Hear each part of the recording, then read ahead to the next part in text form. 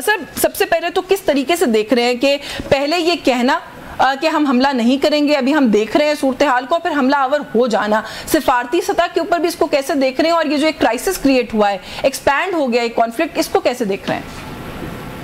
इसमें दो अनासर बहुत अहम हैं। एक तो ये है कि सदर ट्रंप की अपनी शख्सियत, क्योंकि जब एक मरतबा उन्होंने इरादा कर लिया था और ईरान को एक किस्म का अल्टीमेटम दे दिया था कि अगर आप 60 दिन तक मुज़ाकरात हमारी शराइत के मुताबिक नहीं मानते हैं तो आपके ऊपर हमला किया जाएगा।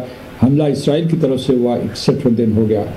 दूसरा ये है कि जो इसराइल नवाज क़ुव्वतें हैं वाशिंगटन में, वो बहुत मजबूत हैं और उन्होंने पहले दिन से तहिया किया हुआ था कि इसराइल का साथ देना है और अमेरिका भी हमला करेगा।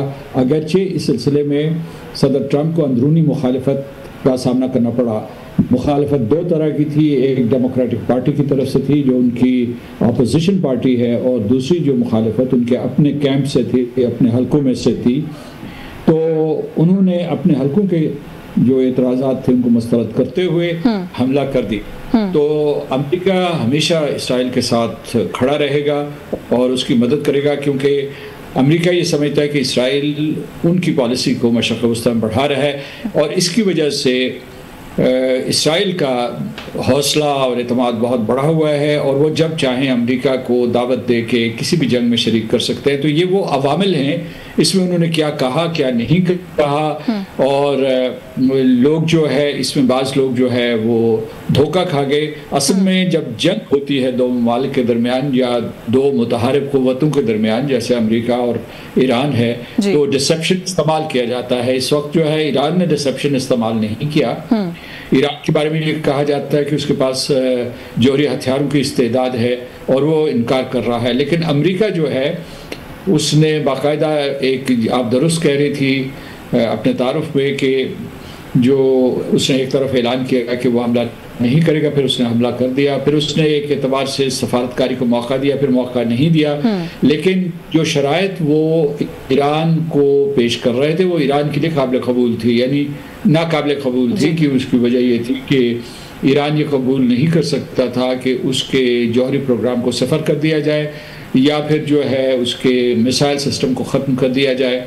तो इसलिए इस वजह से दोनों तरफ़ेन में या फरीक़ैन में किसी किस्म का इत्तफ़ाक़ राय नहीं हो सका और उसका अंजाम ये हुआ कि जंग हुई और अब जंग बढ़ती हुई नजर आ रही है। सर, जल्दबाजी में अमेरिका, जैसे आपने कहा कि इसके अंदर एक बड़ा इंपॉर्टेंट फैक्टर है कि डोनाल्ड ट्रंप की अपनी शख्सियत का, जो कि दुरुस्त बात है, उन्होंने बगैर कैलकुलेट किए सर इतना बड़ा फैसला कर लिया। मैं थोड़ा सा ये भी अंडरस्टैंड करना चाह रही हूँ कि वहाँ तो तरीक़ाकार कुछ डिफाइंड नहीं है उनके आइन के अंदर कि कांग्रेस की इजाज़त और उसके बगैर आप इस तरह की किसी चीज़ का हिस्सा नहीं बन सकते, बल्कि आवाज़ें उठी भी अमरीकी कांग्रेस के अंदर से इस हवाले से कि अमेरिका को हिस्सा नहीं बनना चाहिए। तो डोनाल्ड ट्रंप साहब ने उसको भी इंटरनली रिस्क किया और अपना वो जो एक इमेज बनाने की कोशिश कर रहे थे कि I am not a pro war president, उन्होंने उसको भी खराब कर दिया इस मामले में दाखिल होने के लिए। जी सही है, इसी वजह से उन्हें अंदरूनी मुखालिफत हुई थी, खासतौर से अपने हवारियों से और अपने हामियों से। उन्होंने ये कहा कि अब आप पीस के एजेंडे पे मुंतखब हुए थे और अमेरिका फर्स्ट या सबसे पहले अमेरिका का नारा आपने लगाया था, तो आप अमेरिका के ऊपर तवज्जो दें और गैर ज़रूरी और गैर मुल्की जंगों से इज्तनाब करें। तो एक तो ये था। दूसरा ये है कि वहाँ कांग्रेस को ये मुकम्मल इख्तियार है कि जब भी सदर अमेरिका ऐलान जंग करे तो उसका मैंडेट होना चाहिए कांग्रेस का। लेकिन उनको एक किस्म की छूट भी है कि उन्होंने ये कहा है कि जनाब ये ऑपरेशन है, बाकायदा जंग नहीं है, कि इस किस्म के कासिम सुलेमानी के लिए ऑपरेशन किया गया था या उससे पहले जो है ओसामा बिन लादेन के लिए किया गया था।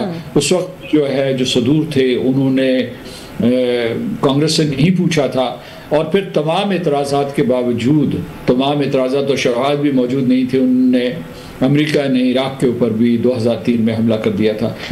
तो ये वो कानूनी मुशगाफियाँ हैं जिनके ऊपर लोग तबसरा कर रहे हैं। ये ताकत की बालादस्ती है और ताकत कानून है, यानी दुनिया को ये चीज़ जल्दी से समझ में आनी चाहिए। बैनुल-अक़वामी क़वानीन इस वक्त मुअत्तल हैं, बैनुल-अक़वामी निज़ाम इस वक्त गिर रहा है, बल्कि गिर चुका है बड़ी हद तक। तो इससे ये है कि आप इसे देखें कि जैसे जैसे जो मारूज़ी अंदाज में देखें कि वाक़यात किस तरह से रुनुमा हो रहे हैं, ये नहीं कि उन्हें कैसे होना चाहिए था। सही, दुरुस्त आप ठीक कह रहे हैं सर। लेकिन जैसे भी आपने कहा कि सर जाहिर है बीच में कुछ ना कुछ लूप होल्स होते हैं, उन्हें इस्तेमाल कर लिया जाता है कि बाकायदा जंग नहीं है, ऑपरेशन है। तो एक ऑपरेशन की आड़ में अमेरिकी सदर अब उठकर ये भी कह रहे हैं कि पहले तो हम नहीं समझते थे या हम नहीं कहते थे कि रिजीम चेंज होना चाहिए ईरान में, लेकिन अब ऐसा लगता है कि ये इनएविटेबल है, ये होगा। ये कितना सिफारती तौर पर मायूब है? क्या ये मुमकिनात में से है? ये भी इसका एक एंगल है, और अगर ऐसा हो जाता है तो उसके इस खित्ते पर हम पर क्या असरात होंगे? अमेरिका ने ऐसे पहले भी किया है और इस मरतबा भी कर सकता है। जो आप देखें कि उनकी मुख्तलिफ हिकमत अमली यहाँ होती हैं जिसके ज़रिए वो ये करते हैं। एक लिबिया का मॉडल है, एक शाम का मॉडल है, एक इराक का मॉडल है। तो ये माजी करीब की बात हैं, इसी सदी की बातें हैं जिसमें हुकूमतें तब्दील की गई हैं। तो ऐसा होता रहा है, अमेरिका करता रहेगा। तो इसके ज़ाहिर है कि हमारे ऊपर बहुत ख़तरनाक असरात मुरतब होंगे। जो आप वहाँ रजीम चेंज की बात कर रहे हैं, ईरानी इसका बहुत बुरा मानते हैं कि जी हमें क्यों रेशीम कहा जा रहा है। वहाँ एक जमहूरी हुकूमत है जहाँ बाकायदा इंतखाबात होते हैं और उनकी रहनुमाई जो है रहबर करते हैं। तो इसलिए, और दूसरी ये है कि ये शुरू से इसराइल का भी इरादा था, अमेरिका का भी इरादा था कि यहाँ निज़ाम हुकूमत भी तब्दील हो और हुक्मरान भी तब्दील हों। क्योंकि सन 1979 से लेकर अब तक अमेरिका और ईरान की दुश्मनी है और ईरान को ये बात याद है कि अमेरिका का यहाँ तसल्लुत था और उन्होंने 444 दिन अमेरिकन डिप्लोमेट्स जो थे उनको यह रुमाल रखा था। तो वो अमेरिका वो चीज़ भूला नहीं। और इधर ईरान जो है उसने एक मजबूत मुस्तहकम हुकूमत बनाई, एक निज़ाम बनाया, इराक से मुकाबला किया और उसके बाद जो है अपनी रियासत को बचाया। तो उनमें भी एक मुसम्मम इरादा है कि वो मगरब के सामने, अमेरिका के सामने घुटने नहीं टेकेंगे। तो इसलिए ये इसका मंजरनामा है। अब ये है कि वहाँ भी तैयारियां मौजूद हैं इसराइल में और अमेरिका में, और अहले मगरब भी उनका साथ देंगे। मेरा मतलब मगरबी यूरोप के ममालिक उनका साथ देंगे कि किसी तरीके से यहाँ हुकूमत और हुकूमती निज़ाम तब्दील हो जाए।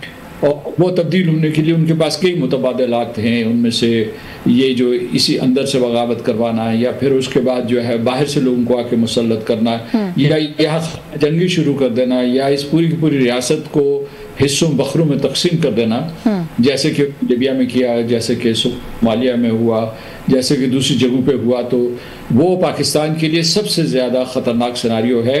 पाकिस्तान ने बैनुल-अक़वामी कानून को इन्वोक करते हुए और यूनाइटेड नेशंस के चार्टर को इन्वोक करते हुए दोनों हमलों की मजम्मत की है, खा वो अमेरिका का हो या इसराइल का हो। अब जो है असरात की, आपने सवाल पूछा था कि पाकिस्तान के ऊपर क्या मनफी असरात होंगे। तो एक तो पाकिस्तान वाहिद मुस्लिम जोहरी रियासत है जो कि मुसल्लमा जोहरी रियासत है, डिक्लेयर्ड है। ऐलान उसने ये कहा है कि मैं एक जोहरी रियासत हूँ और उसके पास इस किस्म की इस्तेदाद और काबिलियत मौजूद है।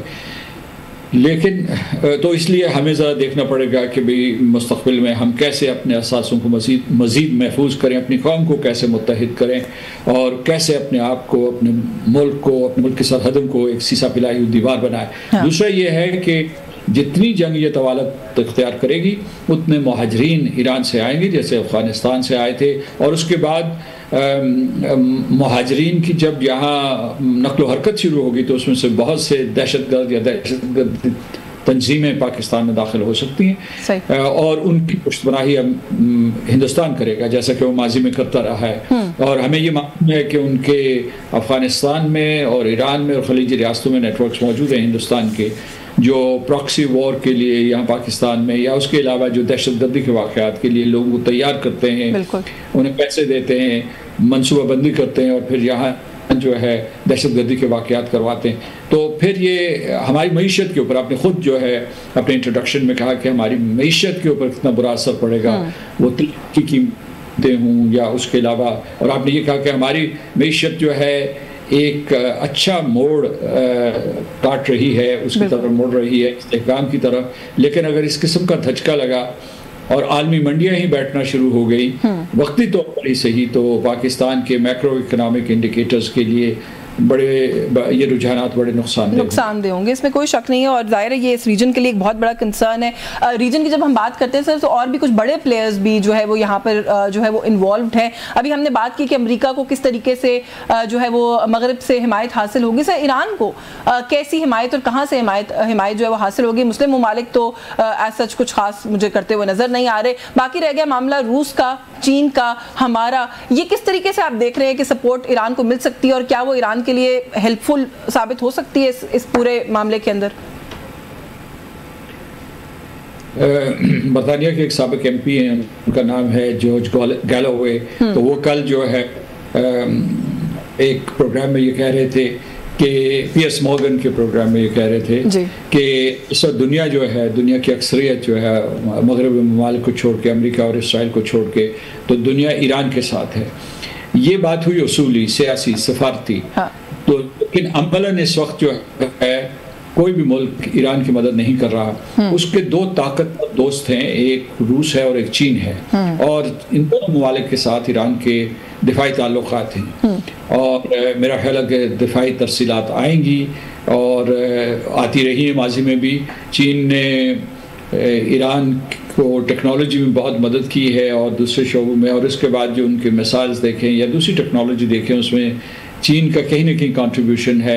इसी तरीके से रूस के साथ भी इसके दिफाई ताल्लुकात हैं। ये ताल्लुकात बरकरार रहेंगे, शायद उनमें इजाफा हो, लेकिन क्या रूस और चीन जंग में शरीक होंगे ईरान के दिफा के लिए, मैं इसके बारे में कुछ नहीं कह सकता, क्योंकि अभी ऐसे आसार नज़र नहीं आ रहे। जहाँ तक मुस्लिम दुनिया का ताल्लुक़ है तो वो ज़बानी कलामी बात करेगी, और जो है एक खलीजी रियासतें हैं वो एक बहुत मुश्किल में फंस गई हैं, क्योंकि अगर वो एक तरफ ईरान की हिमायत करते हैं और उन्होंने वैसे जो है बयानात की हद तक उसकी हिमायत की है, तो वो ये करते रहेंगे, वो अमारात हों, कतर हो या सऊदी अरब हो। लेकिन उनके स्ट्रेटेजिक ताल्लुकात हैं अमेरिका के साथ, तो वो अमेरिका से भी ज़्यादा दूरी नहीं बना सकते। तो ये कुछ उनके सामने चैलेंज है। अब आ गया मसला ग्लोबल साउथ का। तो ग्लोबल साउथ के जो बड़े बड़े ममालिक हैं उसमें से हिंदुस्तान इसराइल के साथ है, ये बिल्कुल वाज़ेह है। लेकिन जो लातीनी अमेरिका के ममालिक हैं या अफ्रीका के या जनूब मशरक़ी एशिया के, ये सारे के सारे ममालिक जो है वैसे सियासी और सफारती तौर पर ईरान के साथ हैं, लेकिन उन कोई इस किस्म की सख्त है ना, कोई इस किस्म का उनका मंसूबा है कि वो ईरान की अमलन मदद कर सकें। बिल्कुल ठीक है। तो अमली मदद कितनी होगी? सर थोड़ा सा आखिर में मैं ये अंडरस्टैंड करना चाह रही हूँ, डिप्लोमेसी में क्या ऐसे होता है कि आप आके on the face of it कुछ कहें, बिहाइंड क्लोज डोर्स कुछ कहें? क्योंकि मार्क रूबियो ये कह रहे हैं कि जो कोई भी मजम्मत भी कर रहा है हमारे हमले की या इजराइल के हमले की, बिहाइंड क्लोज डोर्स वो हमारी हिमायत कर रहे हैं, ये सिर्फ दिखावा है। नहीं, दिखावा नहीं है। यहाँ अक़वाम मुत्तहिदा का चार्टर है और उसके सब पाबंद हैं, तो दिखावा नहीं है। जिन लोगों ने भी इन हमलों की मजम्मत की है उन्होंने बड़ी जुर्रत का मुजाहरा किया, उन्होंने एक ख़तरा भी मोल लिया है, और लेकिन इसके बावजूद उन्होंने वो उसूलों की बुनियाद के ऊपर अपने रद्द अमल का इजहार किया है। तो ये नहीं कि वो वैसे जो है मुनाफिकाना तौर पर कर रहे हैं, लेकिन बहुत से ममालिक के अमेरिका के साथ मुफादात वाबस्ता हैं या मगरबी ममालिक के साथ हैं, तो इसलिए वो एक हद से आगे नहीं जा सकते। लेकिन ये मैं आपको बताऊं कि इस वक्त जो सबसे बड़ा फिनोमेनन है वो ये है कि अमेरिका के बहुत से शहरी, और मैं जो है ना मतलब ये सिर्फ हुक्मरान जमात या अपोजिशन का जिक्र नहीं कर रहा, उसमें भी बहुत सारे ऐसे अनासर और अरकान मौजूद हैं, लेकिन उससे बाहर जो है शहरी जो है उनकी बहुत बड़ी तादाद इस जंग के ख़िलाफ़ है, और ख़ास तौर से इस बात के ख़िलाफ़ हैं कि इसराइल के कहने के ऊपर अमेरिका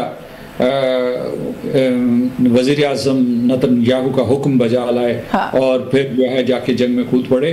लेकिन ये आपको शायद याद ना हो, लेकिन ये मैं तारीख़ का हिस्सा है कि 2003 में और 2002 में जब अमेरिका इराक़ के ऊपर हमले की तैयारी कर रहा था तो दुनिया भर में और अमेरिका में बहुत मुशायरे हुए, लेकिन उसकी परवाह किए बगैर अमेरिका ने इराक़ के ऊपर हमला कर दिया था। इस मर्तबा भी उन्होंने जो भी एतराज़ात हो रहे थे या जो भी सलाह दी जा रही थी या एडवाइस दी जा रही थी उसको दरखोरे इतना न समझते हुए अमेरिका ने हमला कर दिया है। और ये जो हमला किया है एक तो तेहरान के ऊपर किया है, तेहरान कोई बहुत बड़ा मुल्क नहीं है जो अमेरिका के टक्कर का मुल्क हो। वो ठीक है, एक इलाकाई ताकत है, लेकिन अमेरिका का मद्दे मुकाबिल नहीं है। लेकिन उन्होंने जो अपनी सोफिस्टिकेटेड टेक्नोलॉजी इस्तेमाल की है, B-2 बॉम्बर्स इस्तेमाल किए हैं और सबमरीन से जो मिसाइल फायर किए हैं, और उसके बाद जो ये उन्होंने जो क्या कहते हैं उनको, जो बंकर बास्टर्स इस्तेमाल किए हैं, ये demonstration of power to Russia and China भी है। क्योंकि ये कहा जा रहा है कि जो बंकर बास्टर्स थे इस किस्म के, ये पहले किसी जंग में अमलन इस्तेमाल नहीं हुए थे, और इनका वजन ही देख लीजिए, एक एक बंकर बास्टर का वजन जो है वो कोई 14,000 kg के करीब था, और 75 के करीब जो है तैयारे इसमें शामिल थे। और इस वजह से ये देखिए कि और बहुत शदीद बमबारी हुई है। अभी देखना ये है कि इस बमबारी से ताबकारी होती है या नहीं होती है। बिल्कुल, अभी तक तो खैर इस तरह के कोई साइंस नहीं है, लेकिन यस यू आर राइट कि ये एक चीज़ है जो देखने वाली है।